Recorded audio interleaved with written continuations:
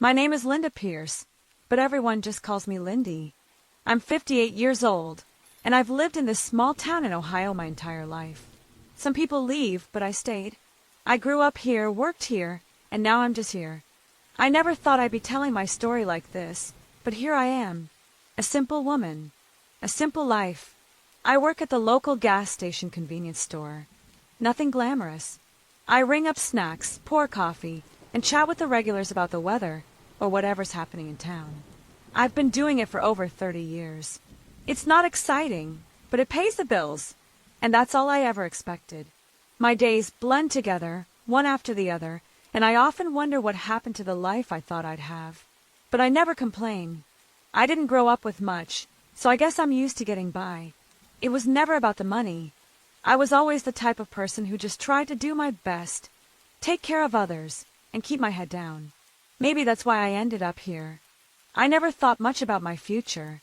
I figured I'd retire, maybe travel a little, take it easy. But I'm getting ahead of myself.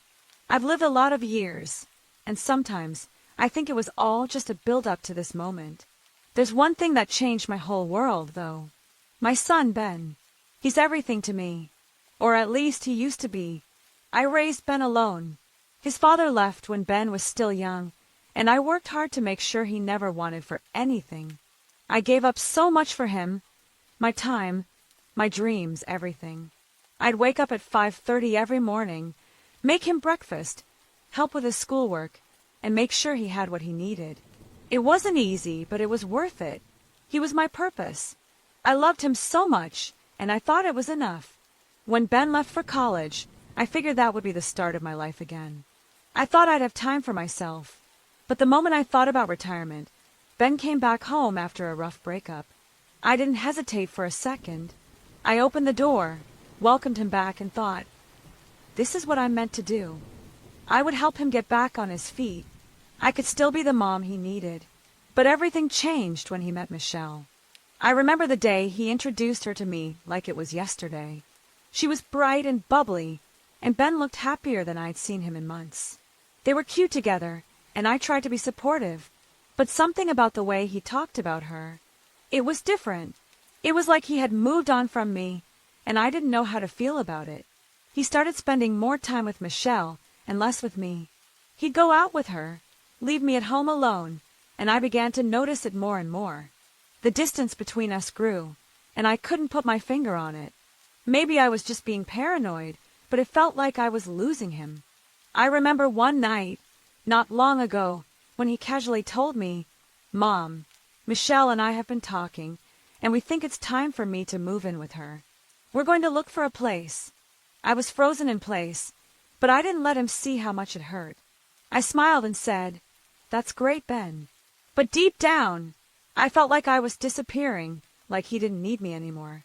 That night, I sat at the kitchen table, staring at the empty seat across from me, and I realized something I had been too afraid to face for a long time. My son was no longer my son. He had moved on, and I was just there. The days after Ben told me about Michelle felt strange. Like the air in the house had thickened somehow. I still set the table for two, even though it was clear I was the only one eating. I told myself it was fine, that this was just part of his moving on. But the silence between us grew louder, and I could feel it every time I walked through the house. He was there, but he wasn't there. He would come home, but he was always on his phone, always texting or talking to her. I didn't want to admit it, but it hurt. One morning, I made pancakes, his favorite, and set the table like I always did when he was home. I waited, like I always did, hoping he'd come out of his room, sit down, and we'd talk about nothing, just like we used to. But hours passed, and the pancakes went cold. I checked my phone. No messages. No calls. It was like he had forgotten how to be a son. I heard the front door open around noon. Ben came in, his face slightly flushed from the cold, but he didn't look at me the way he used to. He didn't smile like he used to. "Hey, Mom," he said, his voice flat, like he was talking to a stranger. I stood there, holding a plate of pancakes, and for a second, I felt like I didn't belong in my own kitchen. "Oh, hey, Ben," I said, trying to mask the emptiness in my voice. I made your favorite." He didn't even look at the pancakes. He grabbed a bottle of water from the fridge and took a long drink. "I'm meeting Michelle and some friends at the coffee shop. I'll be back later," he said, his tone distracted. Then, without another word, he grabbed his jacket and left. I stood there, the plate in my hands, staring at the empty chair across from me. It was like a punch to the gut. I didn't know how to feel. Was I supposed to be happy for him? Proud? Was this what being a mother was all about? Sacrificing everything only to watch your child slip away, piece by piece? I didn't know, but I felt useless, like a part of me was being erased. The next few days followed the same pattern. Ben would come home late, and I'd be asleep by the time he got in. I'd wake up to the sound of him getting ready to leave in the morning, but I wouldn't even get a good morning or a hug. I tried not to let it get to me. He was an adult now. He had his own life, but the loneliness weighed on me more and more each day. And then one evening it happened. Ben came home with Michelle. She had a smile on her face, like she was doing me a favor by being there. They walked in hand, laughing about something I didn't catch. I stood in the hallway, not knowing whether to say something or just keep quiet. Michelle looked over at me, her smile flickering, like she wasn't sure if I'd approve of her presence. "Hey, Mrs. Pierce," she said, the politeness in her voice almost too forced. I gave a tight smile, trying to hide how much her words hurt. "Hello, Michelle. How's everything going?" I asked, trying to keep it civil. "Good," she replied, glancing at Ben. "We were just thinking we might go for a drive later. Ben said you didn't mind if we borrowed the car." I froze. Borrow the car? They didn't even ask. I knew Ben's car was always there for him to use, but he hadn't even bothered to ask me, his mother, if it was okay. I felt my heart sink. Ben didn't seem to notice. He was busy getting his coat off, talking to Michelle about their plans for later. I watched him, this man who used to need me, now standing before me like a stranger. His attention was fixed on her, his new family, the family I wasn't a part of anymore. "I'll be upstairs if you need me," I said, my voice barely above a whisper.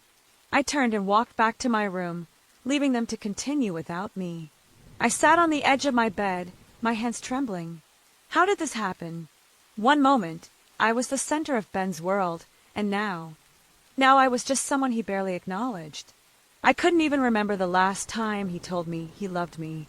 I felt the weight of the years of sacrifice, the dinners I'd made, the long nights I'd stayed up worrying about him, all of it pouring down on me like a tidal wave. I stared at the picture frame on my dresser, Ben, and me on a family vacation when he was young. We were laughing, his head on my shoulder. He looked so happy, so innocent. But that was then. This was now. And in the now I wasn't needed. The morning after Ben and Michelle left, I found myself staring at the same table I'd set for years.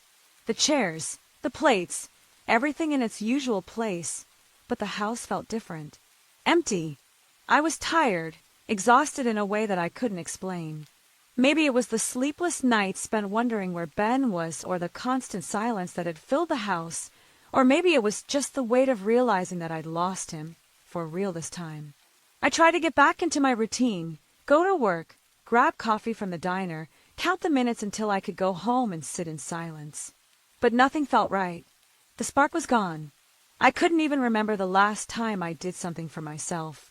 It was like I was a ghost in my own life. And then one evening, Ben came home. I wasn't expecting him. The door opened, and there he was, looking tired but determined.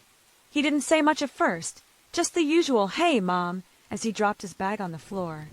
I couldn't shake the feeling that something was coming. You know that moment when you can feel the ground shifting beneath your feet, but you can't do anything about it. I felt that. "Mom, I've been thinking," Ben started, his voice unusually serious. I froze. I knew this conversation wasn't going to be easy. He had that look, the one that told me he had something important to say, and I wasn't going to like it.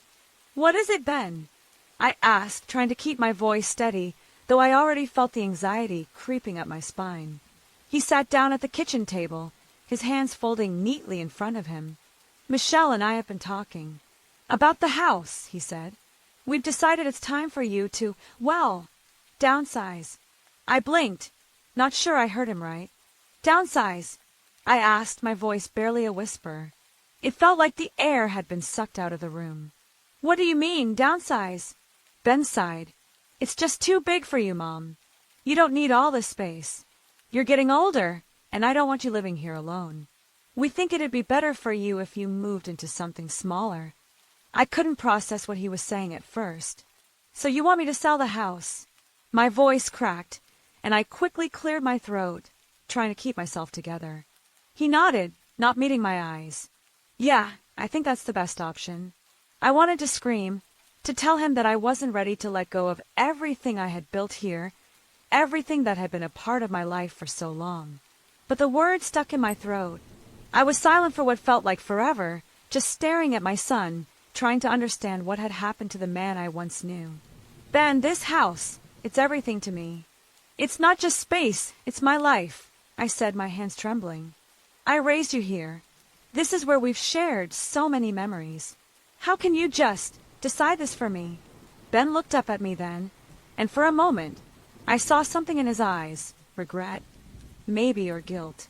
But it was fleeting. I know it's tough, Mom, but it's really what's best. For both of us. You need to think about your future, and Michelle and I, we're moving forward. We can't keep putting this off. And just like that, I was left with nothing but the hollow echo of his words. He wasn't doing this for me. He was doing it for himself. He didn't want to be weighed down by a mother who needed him. He wanted to build his own life with Michelle. The life he didn't need me for anymore. I stared at him, my heart breaking in a way that felt physical. So that's it? I asked, my voice shaky. You're just going to sell the house? No discussion. No concern for how I feel. I'm doing this for your own good, Mom, he said, his voice distant now, almost robotic. It's time for you to move on. I stood up suddenly, unable to sit there any longer. I don't need to move on, Ben, I said, my voice growing stronger with every word. I've been here my whole life. I've given everything for you, and now you're just throwing me away like I don't matter. Ben looked away, rubbing the back of his neck. I'm not throwing you away, Mom. This is for the best. You'll see. I shook my head. No, Ben, you don't get it. I'm not ready to give this up. I'm not ready to be cast aside like I'm some burden. And with that, he left, leaving me alone in the silence that seemed to have grown even heavier. The words he had said echoed in my head. It's time for you to move on. The reality of it all hit me like a ton of bricks. He was gone. He had already moved on, and I was left here, trying to figure out who I was without him.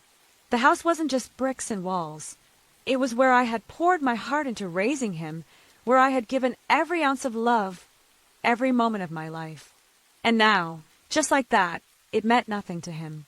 I collapsed into the chair, my hands clenched on the table. I had given up so much for him, but he had moved on, without a second thought. The next few days felt like I was walking through fog, everything moving in slow motion. Ben's words still echoed in my head, ringing in my ears like a bell I couldn't silence. It's for your own good, Mom. That phrase replayed over and over again, each time cutting a little deeper. I tried to keep up appearances, went to work, cleaned the house, made small talk with customers, anything to keep my mind from spiraling. But nothing felt right. The silence in the house was deafening.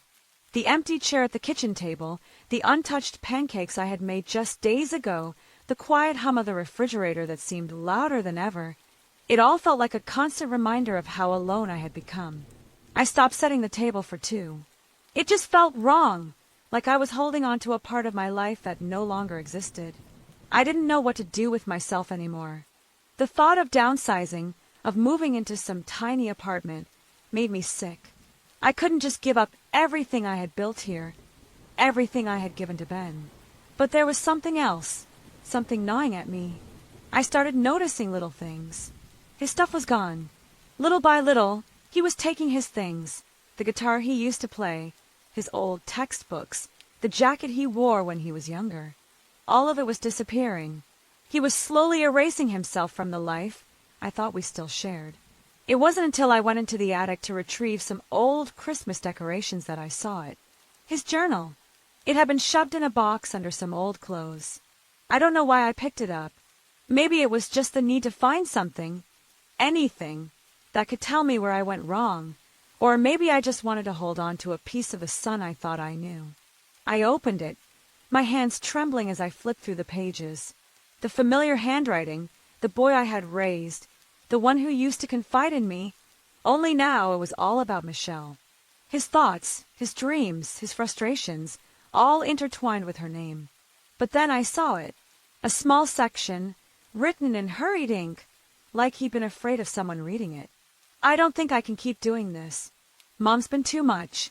I can't keep trying to balance her and Michelle. I know she's doing her best, but she doesn't get it. She's suffocating me.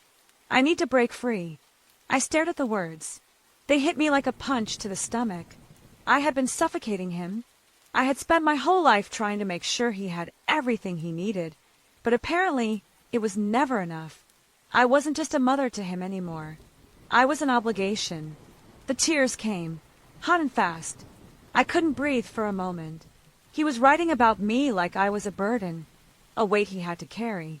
The very son I had given everything for, my time, my love, my sacrifice, now saw me as a problem. I wanted to scream, to throw the journal across the room, but I just sat there, clutching it to my chest, letting the weight of his words sink in. I was a failure. I had tried so hard, but in the end, I wasn't enough for him. I wasn't enough for anyone. The worst part, I realized that the house, the one place I thought I could hold on to, wasn't even mine anymore. It was his. It was always his.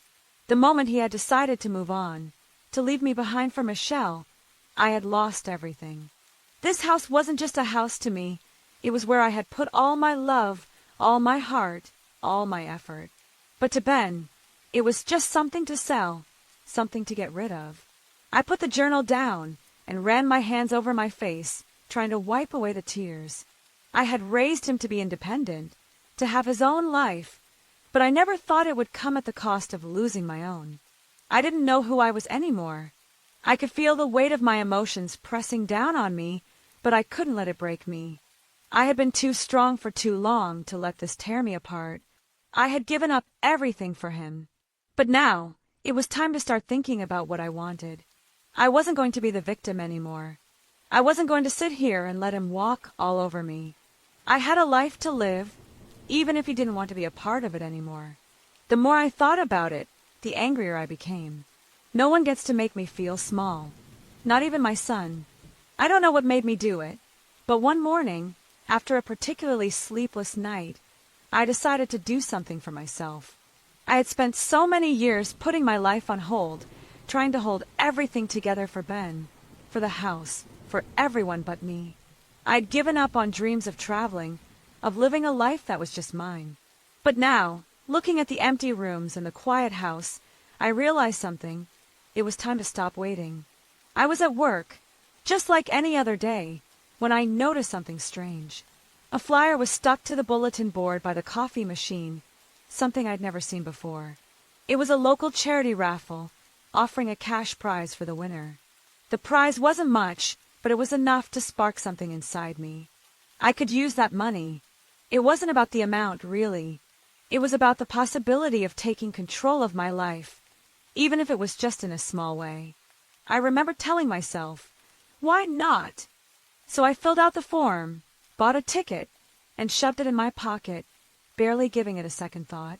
It wasn't much, just a little distraction from the chaos in my head. But then, a week later, they called. I won. A small amount. Sure, but it was the first real thing I had done for myself in ages.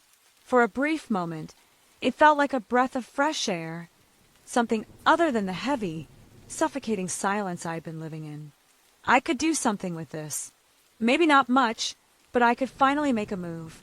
I didn't tell Ben. Hell, I hadn't even spoken to him since that conversation about downsizing. He had gone radio silent, and I wasn't about to chase him. I was done. If he wanted to cut me out of his life, so be it. But I wasn't going to just sit here waiting for him to realize how badly he'd hurt me. I was going to use this win to do something for me. With the money from the raffle, I decided to take a long overdue step. I made a call to a local real estate agent just to look, I told myself. I wasn't ready to sell the house, not yet. But maybe I could start looking at apartments. Smaller places, maybe a little cottage near the park. I didn't need much, just a change of scenery. The first apartment I saw was a tiny studio on the edge of town. It wasn't much, but it was mine. A place where I could breathe. No more walking around that big house alone, surrounded by memories of a life I no longer recognized. The thought of leaving it behind made my chest tighten, but it also gave me a sense of freedom I hadn't felt in years. Maybe that's what I needed, something small and quiet just for me. I put down a deposit that afternoon. That night, I walked around the house, touching things. The old wooden chair in the kitchen where I used to sit with Ben, talking about school and life. The worn-out couch in the living room where we'd watched movies together. These things, these memories, were all fading. But I wasn't going to let them control me anymore. They didn't define who I was. I was more than just Ben's mom, more than the woman who gave everything for him. I decided then that it was time to let go. I wasn't going to let my life be defined by someone else's choices anymore. Ben had moved on. He had his life, and I needed to find mine again. I needed to remember who I was outside of the roles I'd played for so long. The next day, I started packing. Not for the apartment. Not yet, but for myself. I packed away all the old things, pictures, trinkets, anything that tied me to a past I was ready to move on from. I threw out things I didn't need. I didn't want to hold on to memories that no longer served me. I realized that I wasn't just packing up a house. I was packing up a life that I didn't want to live anymore. I had been living for everyone else for so long. It was time to live for me. The decision was made. I had already signed the papers for the small studio apartment, a place that felt more like mine with every passing day.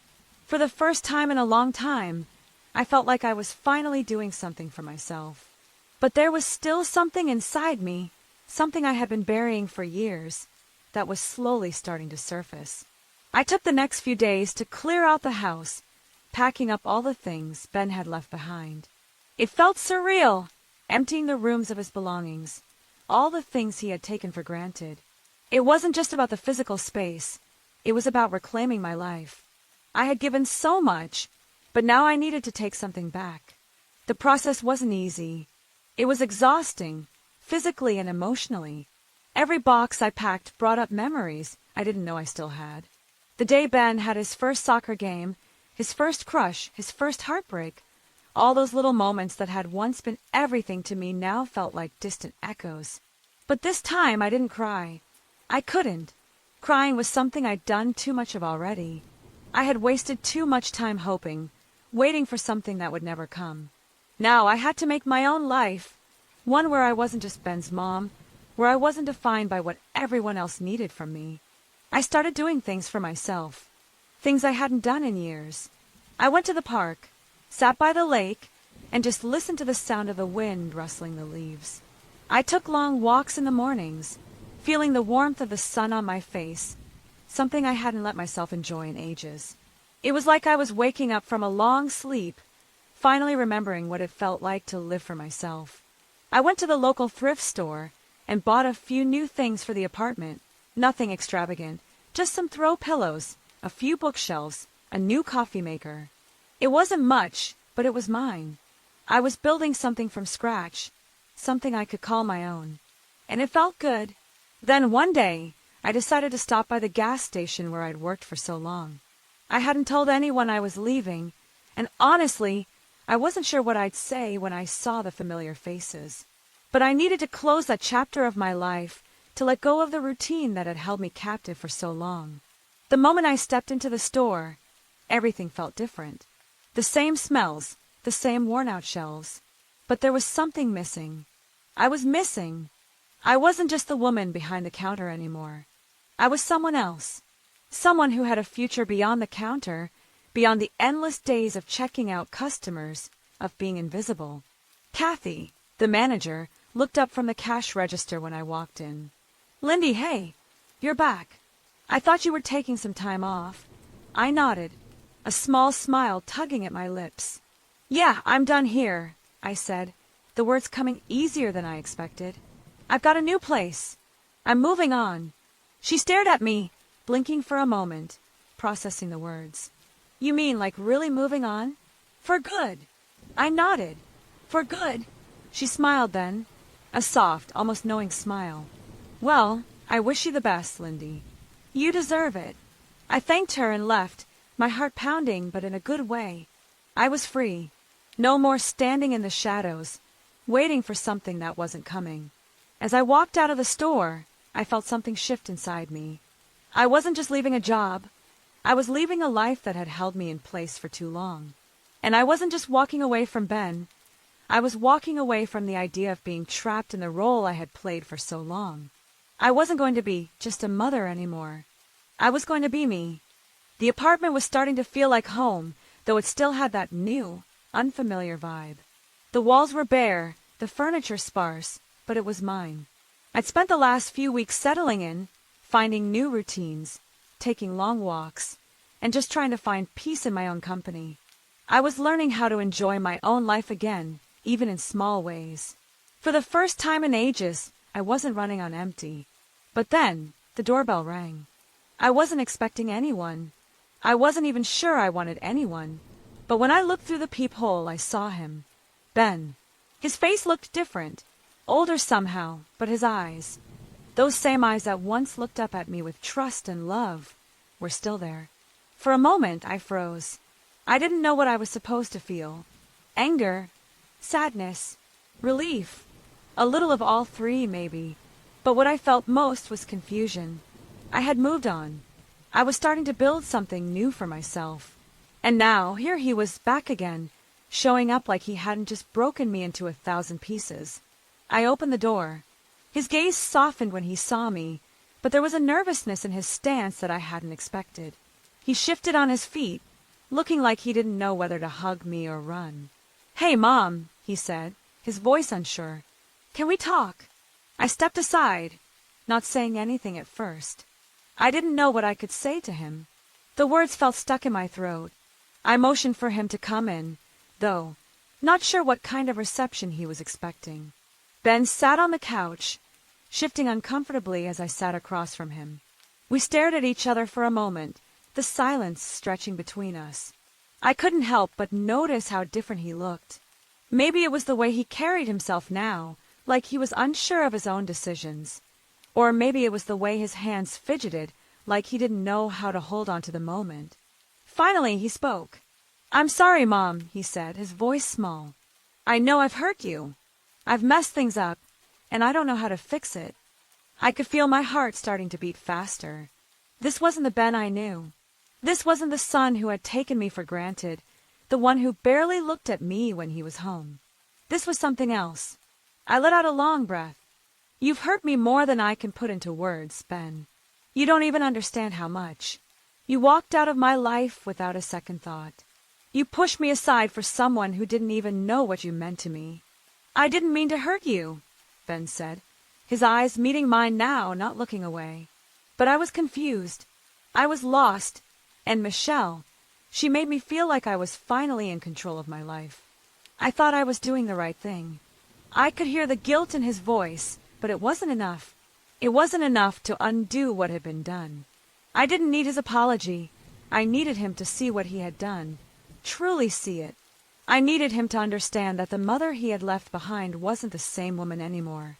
I stood up, pacing around the room. You think that just because you apologize, everything will be okay? You think you can come back here and make me forget how you tossed me aside like I didn't matter? Ben stood up too, his hands held out, almost pleading. I don't expect you to forgive me, Mom. I know it's going to take time, but I'm trying. I really am. I turned to face him, my heart racing. Time. You think you've got time to fix everything? I don't need you to fix me, Ben. I've already started to fix myself. And you don't get to come back into my life just because things didn't work out with Michelle. There was a long silence as he stared at me, his face twisting in a mix of regret and confusion. So that's it? You're just going to shut me out like this? After everything I've done. I shook my head, my chest tightening. No, Ben, I'm not shutting you out. I'm shutting out the version of you that only came to me when it was convenient. I'm done being someone's fallback. I'm not your safety net anymore. He didn't respond at first. He just stood there, his face pale, his hands hanging at his sides. I could see the hurt in his eyes, and maybe, just maybe, I saw a flicker of understanding. But I wasn't ready to let him back in, not yet. You can't come back here and pretend like nothing happened, I said softly, my voice steady. I'm moving forward, and if you want to be a part of my life again, you're going to have to earn that. But you need to understand something. My life doesn't revolve around you anymore. Ben looked down at the floor for a moment, then back up at me. I get it, Mom. I do. I wish I could take it all back. I stood there, holding his gaze.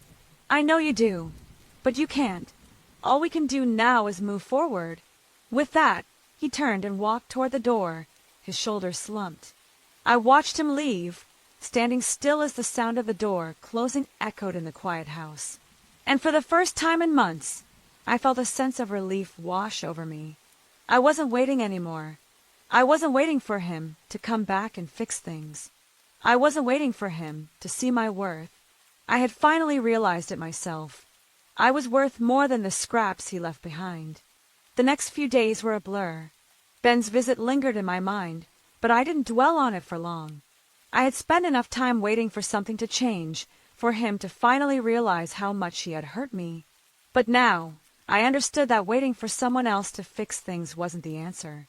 It was up to me to rebuild, to take control of my life again. And for the first time in a long while, I felt a spark of excitement. I was done living in the past. I was done holding on to a life that had been taken from me. But just when I thought I was moving on, life threw me another curveball. I was at the grocery store, picking up a few things for the week. I had already gotten into the routine of shopping for myself, no longer picking up extra food for Ben or thinking about what he'd want to eat.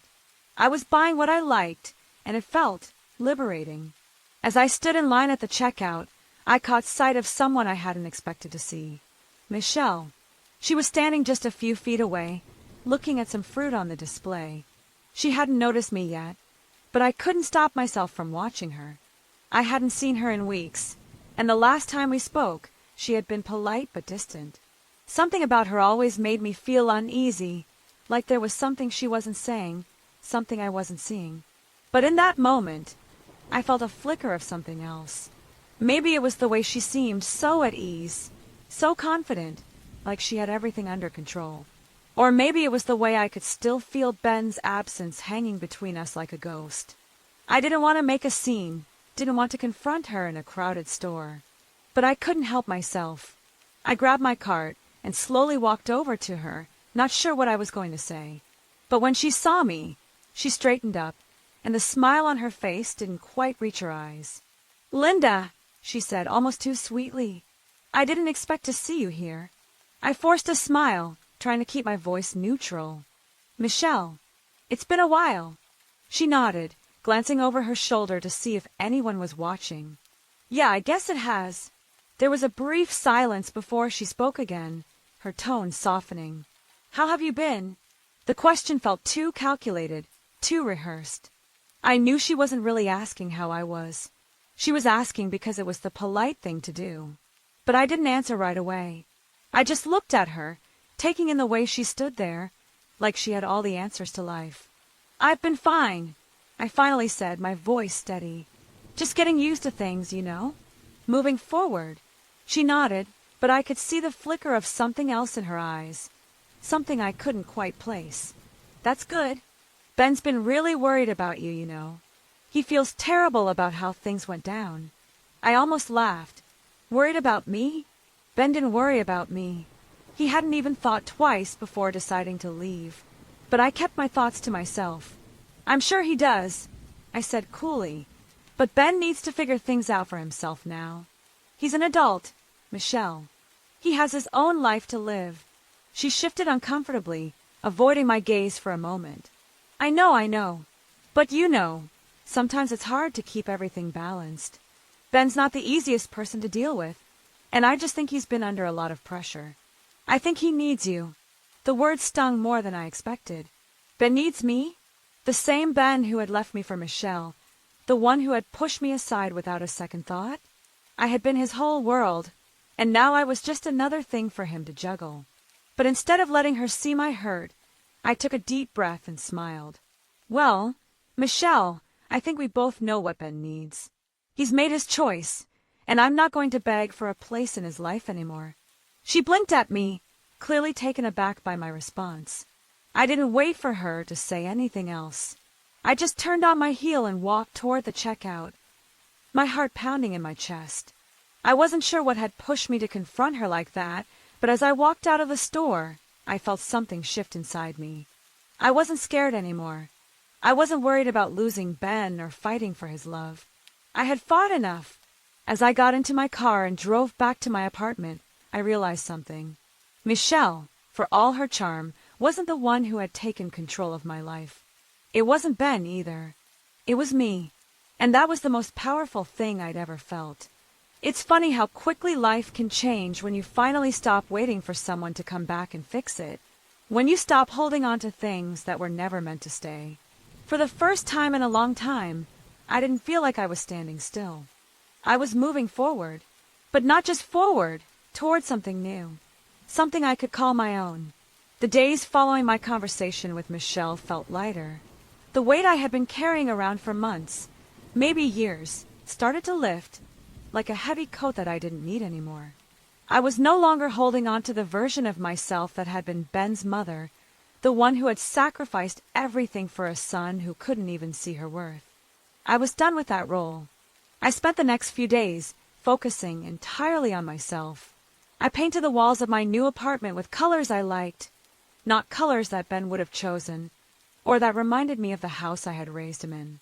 I spent long evenings reading, something I hadn't done in years. I walked by the lake again, taking in the fresh air without worrying about who I was leaving behind. But even as I embraced my newfound freedom, a quiet anger simmered beneath the surface. I wasn't just going to move on from Ben and Michelle. I had spent too many years being overlooked, taken for granted, and thrown aside. I wasn't going to let them forget about me. I wasn't going to let them think they could just walk away without consequences. It was time to make them see that I was more than the person they could use when it was convenient, more than the mother who had given everything, only to be discarded when it suited them. I still had one thing they hadn't counted on, my new wealth, and I was going to use it to send a message. I reached out to a lawyer, not for a lawsuit or anything grand. No, this was personal. I had been too silent for too long. Now it was time for them to understand that I was not someone to be forgotten. I knew Ben would try to fight me on this. I knew he would try to convince me that I was being unreasonable, that I was just holding on to the past. But the truth was, he didn't get to decide what my life looked like anymore. I did. The lawyer was discreet, and we made sure everything was handled quietly. It wasn't about revenge in the way you might think, no dramatic confrontation or shouting match. No, this was something else, something more satisfying. I sold the house Ben thought he could claim without a second thought. I didn't just sell it. I made sure the sale was handled in a way that would benefit me, a little insurance for my future, a life I could build without them. But that wasn't all. I took the remaining funds, the money I didn't need to live on but would make a real difference in my life, and I invested it in something I had always wanted to do, a small business. A cafe, in fact. A little coffee shop by the lake, where people would come to relax, read, and chat, just like I had imagined doing for myself all those years ago. It was something just for me. It wasn't for Ben. It wasn't for Michelle. It was mine. As I handed over the paperwork for the cafe, a feeling washed over me. A sense of satisfaction. Not because I had beaten them, but because I had finally started living for myself. A few weeks later, Ben reached out again. He sent a text, simple and direct. "Mom, I want to talk. I've been thinking about everything, and I'm sorry. I didn't mean to hurt you. It wasn't a surprise, not really. I knew he would come back. He would try to make amends, try to fix things in the way he thought would make everything right. But I wasn't that person anymore. I had already moved on. I didn't respond to his message. I didn't need to. I had already said everything I needed to say, with my actions, with the life I was building. I wasn't going to go back to being the person who waited for someone to change. Not anymore. I stood at the counter of my new cafe, sipping my coffee as the first customers walked in. It was quiet, peaceful, and for the first time in a long time, I felt completely at ease. Ben and Michelle were still a part of my life, but they no longer controlled it. And that was a feeling I had never known before. I was no longer just someone's fallback plan. I was more than that. And for the first time, I realized that I was the one who had the power to shape my life. I spent most of my life letting other people decide what's best for me. First, it was my parents, then Ben, and even Michelle in a way. I always thought I was doing the right thing, putting everyone else's needs first, sacrificing my own dreams for the people I loved. But somewhere along the way, I lost sight of myself. Standing behind the counter of my new cafe, watching the sun set over the lake, I realized something. I hadn't just moved out of my old house or started a new business. I had changed, fundamentally, in a way that was all my own. This wasn't just about independence. It was about reclaiming my life. I'd spent so many years walking on eggshells, making sure everyone around me was happy. But no one ever taught me how to make myself happy. And now I was learning. Every cup of coffee I brewed, every customer who walked through the door was a reminder that I had built this. I had created something that was mine. I don't think I could have done it without the push Ben gave me. I don't think I could have gotten here if I hadn't been hurt so badly by the people I love the most. Maybe that's what I needed, something to wake me up, to show me that I was more than just a caretaker, more than just a mother or a worker. When I first opened the cafe, I didn't know what to expect. I didn't know if people would come, if they would stay. But it turned out they did. People liked the cozy atmosphere, the homemade pastries, and the quiet spot by the water. The regulars started coming in every morning, and the place slowly grew into something real. And I didn't feel alone anymore. It was like the universe was finally sending me the signs that I was on the right path. One day, about a month after I opened the cafe, I saw Ben walk by. He didn't see me at first. He was with Michelle, his arm around her waist as they walked down the street. He looked happy, in a way I hadn't seen before. I noticed he was holding her hand, the same way he used to hold mine. I didn't feel anger. I didn't feel the need to scream at him or even to confront him. I just watched him, and I realized something. I was okay. I wasn't going to wait for his apology anymore. I wasn't going to hold on to the idea of him that I had built in my head for so long. I had already forgiven him, not because he deserved it, but because I needed to let go. I wasn't going to hold on to the pain, the anger, or the betrayal anymore. It wasn't about him anymore. It was about me. Ben and Michelle didn't stop by the cafe that day, but I didn't mind. I didn't need to see them or prove anything to them. I walked into the back of the cafe, where the shelves were lined with journals, and sat down at the small desk I'd set up for myself. I pulled out a fresh notebook and started writing. I had always wanted to write stories, memories, anything that came to mind. But I never had time before.